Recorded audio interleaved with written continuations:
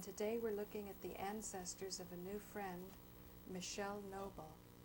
So Michelle, can you explain just roughly, because I don't think we can formally introduce all of your ancestors, but just give an idea from what country they are and about what time this picture was taken.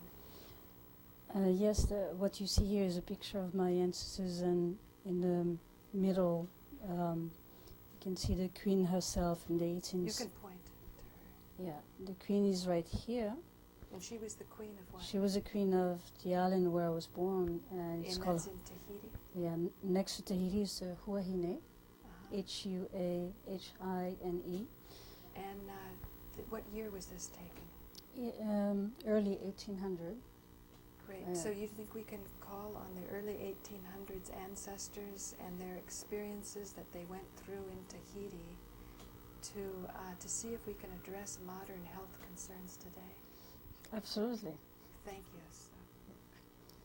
And so I want to say this is Paula Gloria with my friend Michelle Noble. And what I'm going to be doing right now is working with Michelle about traditional medicine. And because she's from Tahiti, she's on one side of the planet, and I'm going to be considering with her and with you, the gentle viewer out there, what it means to be in balance with nature and how important being in balance with nature is in restoring our physical harmony and our spiritual harmony. So, ready to go? From this film. I find it inspirational, timely, controversial, and very inspiring when you take Ayurvedic medicine and its philosophy and you balance it against Western medicine over the last few years. It's a fascinating contrast. Please enjoy Ayurveda, and we will see you next month in the circle.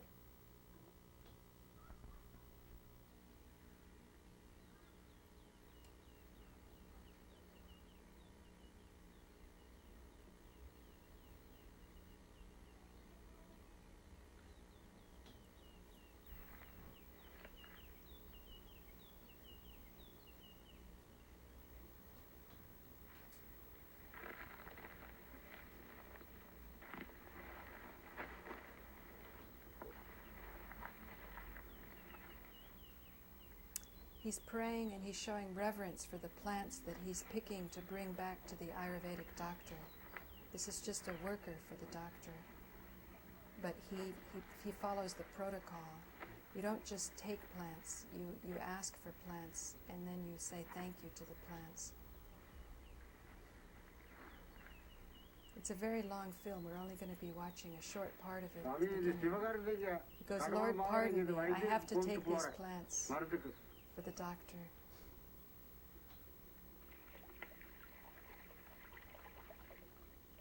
And India is a country where the 5 elements express themselves very powerfully. When it rains, it's monsoons. Okay, here we are with the doctor. He's feeling the pulse. And this is probably the most dramatic part of Ayurveda. Here's the doctor.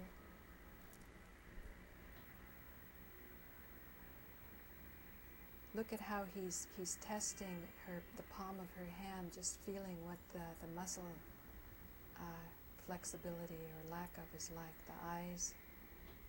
Just checks the tongue. And he's Ayurveda and Siddha physician. They call them Siddha in the south of India. You can see by his skin he's a Brahmin, the highborn, and he has had this handed down in his family for generation upon generation upon generation. These families are traced to before the white men came, the British.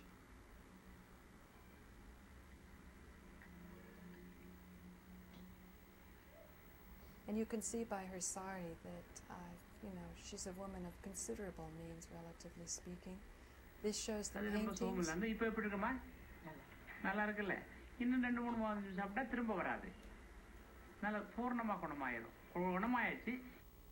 He says the diagnosis is cancer, and he says, he'll work with her, and it will not recur.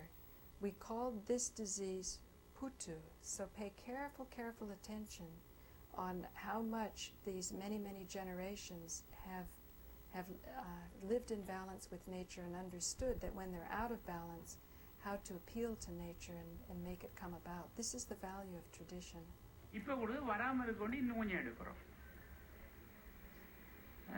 தமிழ்ல புற்று வியாதி பேரு In allopathy, it's called cancer cancer. கேஸ்னு பேரு.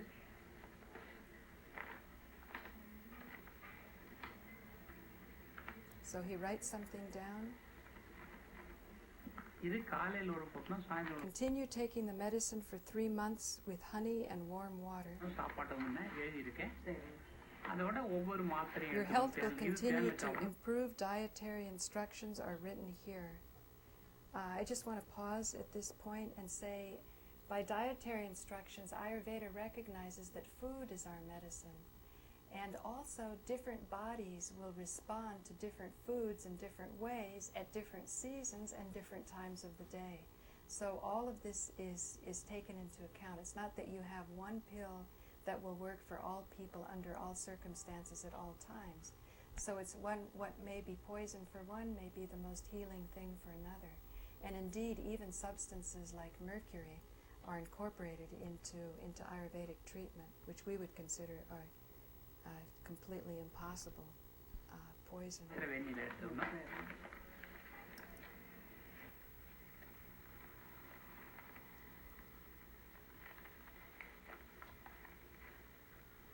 Now watch this. He prays over it. So there's this understanding that the intention of the doctor is important, and obviously patients in the West and in the East, it's the same thing. When you're in pain and when you're hurting, you're looking to the doctor, to the healer, to help you.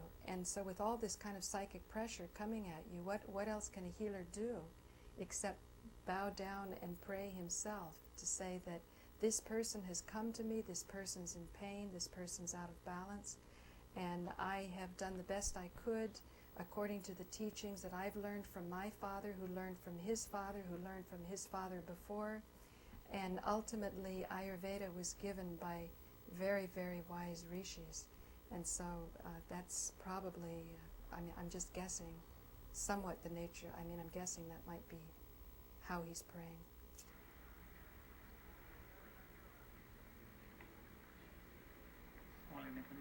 And then look at this. He goes, I'm sorry to make you wait. And so again, this shows great humility, even though he is the big doctor in town, because obviously in all societies, doctors are highly revered, because when we're hurting, if he has the knowledge and knows how to help us, that knowledge could be sort of lorded over people, and there could be a lot of arrogance. So I'm wondering, Michelle, at this point, does that ring any bell to you? Oh yes. I'm first of all grateful to see that, because it reminds me also of my own father, who was a nurse, but he used to work with plants as well. So he combined the traditional and the traditional medicine from Tahiti, and also from the conventional. But the wisdom that I feel, the deep wisdom that I feel that those people, and that's the way they, I can feel their deep relationship and respect and towards the Creator. And everything comes from the Creator, and therefore they should really honor. And that's a real example.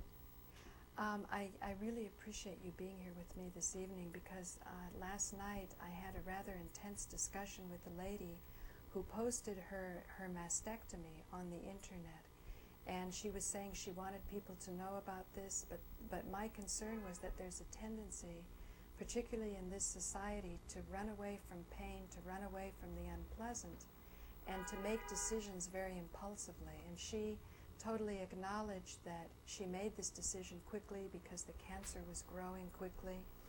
And I was trying to explain that I was just waiting for the right time to start to address this, that when it comes to balance, because as Michal Ledwith was saying earlier today, the healing comes from the fact that we're multidimensional beings. So we have subtler and subtler bodies.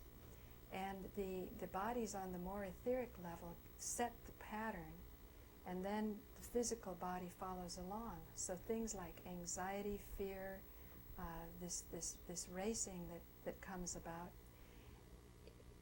it throws our body into imbalance. And how can you, and I'm not saying that surgery isn't correct at certain times, but to be an ultimate solution, how can you cut out imbalance? How can you burn imbalance? You can burn a tumor, you can cut out a tumor, but in striving to get back to this balance, that's what I think has to be kept in mind. Now, in the case of very severe therapies like chemotherapy, it's such a shock to the system that the very shock may produce the desired effect. But oftentimes the shock is so overwhelming that the patient doesn't survive the remedy. And this little piece that we just played was so fascinating to me because he had a name for the disease. I think it was Putu, P-U-T-T-U? Putu. Putu. And then it also implied, either here or it's in other parts of the tape, that there's 20 different kinds. So that would mean through the traditional training there would be 20 different ways to approach the different cancers. But of course, when you're going just for the severity of shock to sort of wake people up, and oftentimes when people do get this diagnosis, life becomes very precious, and then they start to reevaluate things. And I think just that kind of wake-up call has a great value to it. Do you have any? Well, I think again, because those doctors had taken time to honor those plants, and it's really deep knowledge, because all plants have different qualities, and they do understand that. And taking time, when you're a doctor, I think you realize that you have intelligence right in front of you. And in Tahiti, is it similar? So a lot of different plants that even are not being put out for the public yet, but we know that there are many plants that have tremendous power on cancer and different diseases, actually. You know, I learned actually from Dean Lauren that one very powerful anti-carcinogenic is frankincense. It's the incense, which makes you think just some remedies like sitting by a fire, because we know how the smell of fire is, or burning cow dung has a very medicinal quality, that the incense that we smell when we go into church, for those of us who've had that experience, it actually has a physiological basis. But it's been claimed that the types of remedies that are available in the institutions that we in this society have grown to respect try to find medicines that are very cheap to produce, and something like frankincense is rather rare. Are there rare herbs that people who are very wise about their power to heal are trying to protect in Tahiti? As I said before, yes, there are plants that are growing in some valleys, for example, and actually next year I will be working a little bit with those plants, and they don't want to give the names out there because there's study, but in some books that some healers have been keeping for many years, I did recognize some plants that have tremendous power actually to heal, and so we're waiting for the right time to actually put them out.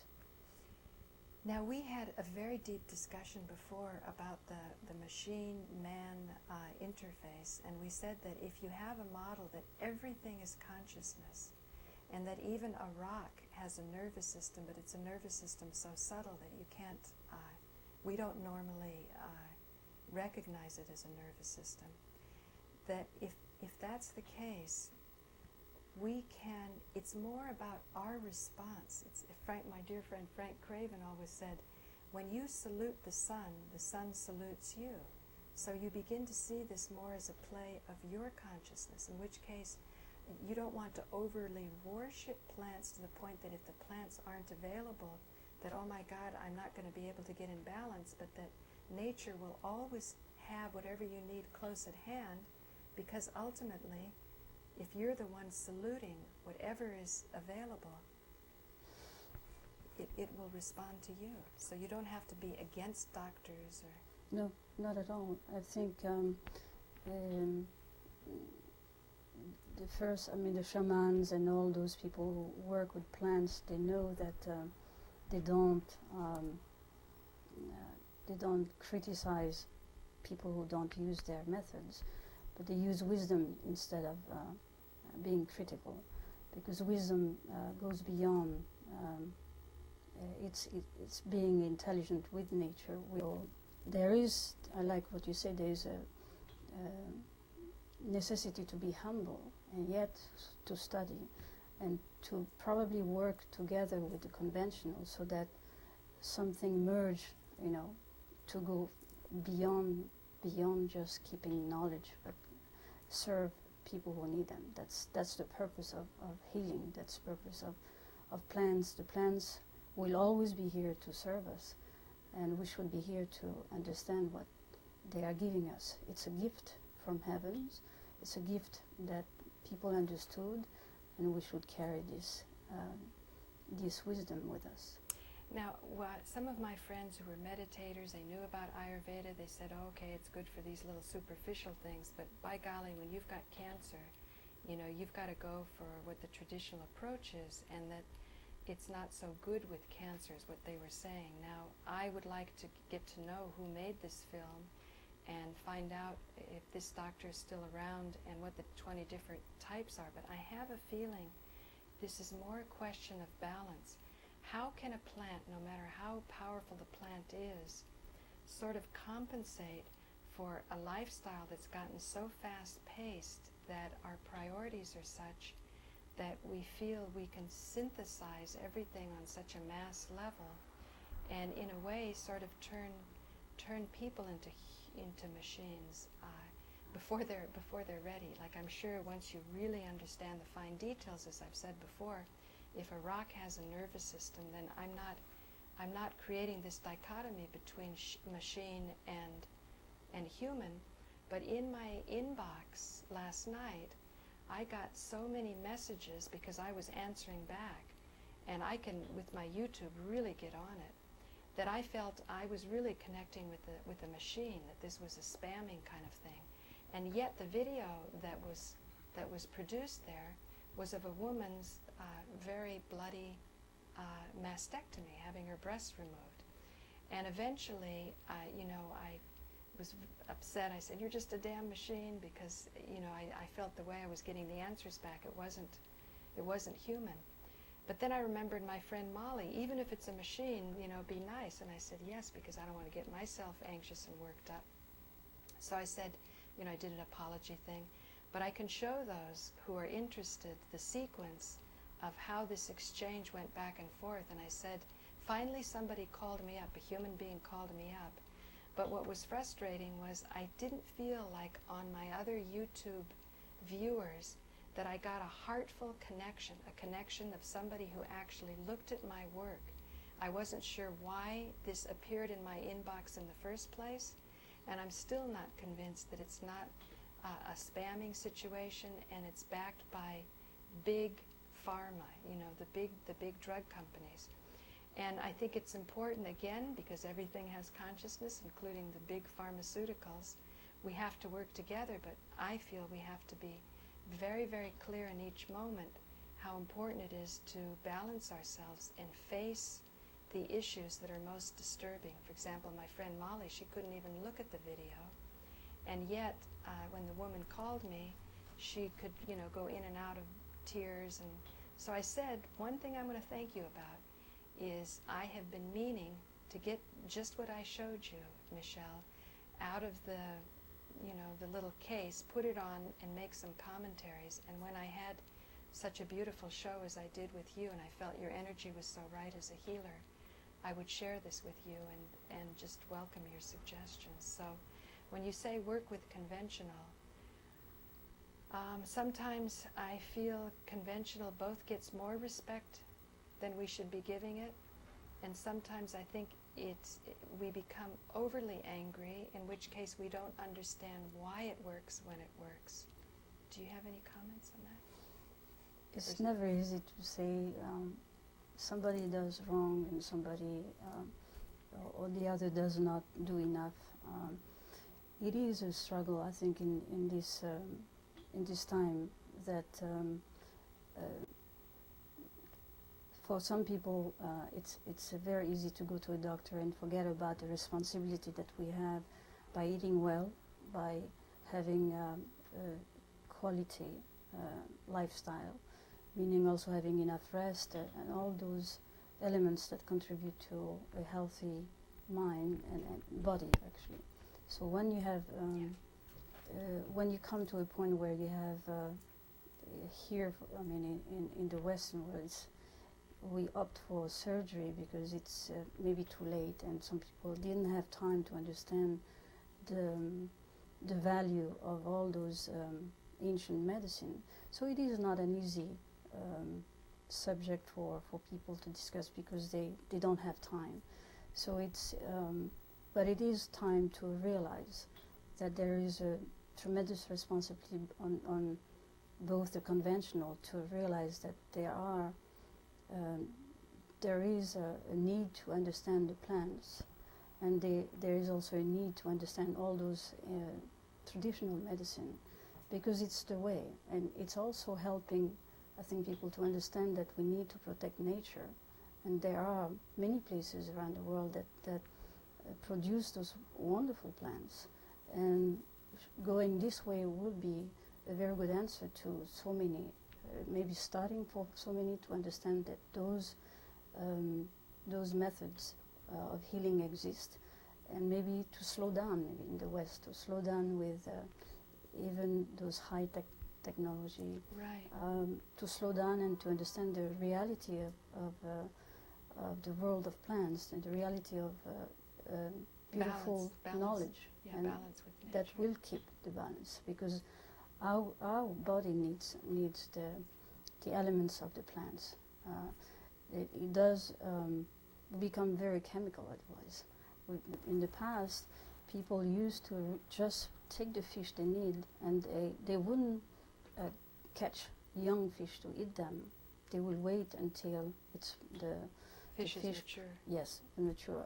A mango, if you eat a mango that has been just ripe, then it's better for your system. So there is balance, Right. and if you eat a green banana that has not been grown and used to eat different fruits that have not been I don't know how you say to the term, Right. then of course your body, I think, eventually get different imbalances. So all this applies to the fact that there are cycles of the moon, there are cycles of the sun, that help the plants, help everything that is alive to be Yeah, to serve. no, So I know, Michelle, but I want to go a little deeper than even that. It's like people know about plants, they know about holistic types, and they think of it as wimpy therapy, and that only works in the long term if you do yoga and you're taking care of yourself like that. But I'm thinking that if it's about balance, we're not even talking about fish coming to maturity. We're talking about fish that have been so poisoned they may not come to maturity. Not that you've just been eating young fish. But still, when there's a model, like in Ayurveda, that at a certain time, the very poison can become exactly what you need to ensure the ability for you to stay focused when your body is typically not supported, by the sweeter nourishment like milk and so on. That to me would give hope that we could understand how we can synthesize the wisdom that we come from nature along with these overly synthesized chemotherapy type of drugs, which still are part of nature. Everything's part of nature. You can't get rid of nature. Yet, what I'm rebelling about are doctors who have been trained in a way to become fearful, and that there's one and only way. But I think if there isn't one and only way, it's something you have to be mindful about every single moment, not just be saving up for your health care insurance. No, I agree. Again, it's the intention will be one of the issues that many who are in the field of healing will have to face, because if medicine is just synthesized, I mean, you have all those products in the market to help making money. That's something that consciences have to be raised. Yeah, right. That So was the first premise of Ayurveda when these great rishis got together. The first thing is that the physician should not take money. And in this society, we can't even imagine that. But what it's essentially saying is that if you're taking money for it and you're needing money to live, then there'll be that tendency when money is tight to almost look for disease. And that's the problem of it. And anyway, it's a... Well, that's why I love when you started. The doctor honored and prayed, and almost honoring. It's not almost. He honored the plants. The first who picked up the plants was asking God to forgive, because he was taking the plants out of the land, and the whole process, the whole humble process that they take to from the land to the patient is a process of humility, and that's big. It's the big. Can I say that? Big step. It's the major step. Yeah. For healing, because they know that it's knowledge that we're given to them, and they have to accomplish that healing to the end, knowing it's not from them. Right. So the ego is not there. Right. Well, anyway, thank you for joining me. This is Paula Gloria, and this has been an excursion farther down the rabbit hole. What I'm striving to do is understand how traditional medicines can interface at a time today when we unquestionably have a health crisis, in terms of effective health care, and then in terms of the costliness of it, so that we can come together so that everyone is included. That's how the society will move as a whole, and all of mankind can achieve better health. Thank you.